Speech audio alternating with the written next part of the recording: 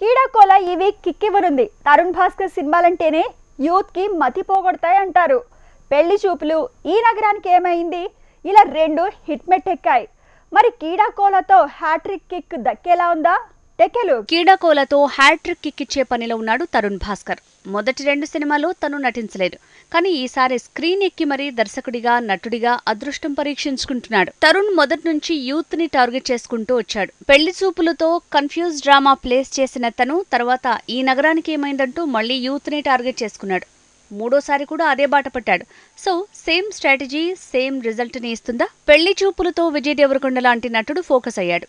ఈ నగరానికి ఏమైంది మూవీతో విశ్వక్ సేన్ తో పాటు అభిరామ్ కూడా ఫోకస్ అయ్యాడు. మరి హీరో ఎవరో తేలని కీడాకోలతో ఎవరు ఈసారి నటుడిగా మరో మెట్టెక్కబోతున్నారు? ఈ వారం కీడాకోలానే హాట్ ఫేవరెట్ అయినా పోటీ మాత్రం గట్టిగానే ఉండేలా ఉంది.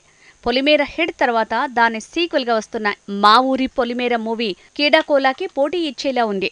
నరకాసుర, విధి కూడా ఈ వీకే కిక్కివ్వనున్నాయి. ఇలాంటి పోటీ మధ్య కీడాకోలతో తరుణ్ హ్యాట్రిక్ కొట్టడం తేలికైన విషయం కాదు. కంటెంట్ ఉంటే కాసల వర్షం గ్యారంటీ. మరి కీడాకోలతో కనకవర్షం కురిపించడంలో మూడోసారి తరుణ్ సక్సెస్ అవుతాడా? 24 అవర్స్ లో తేలబోతోంది. హ్యాట్రిక్ కిక్కో షాకో తేలేందుకు మరో రోజు మాత్రమే టైం ఉంది.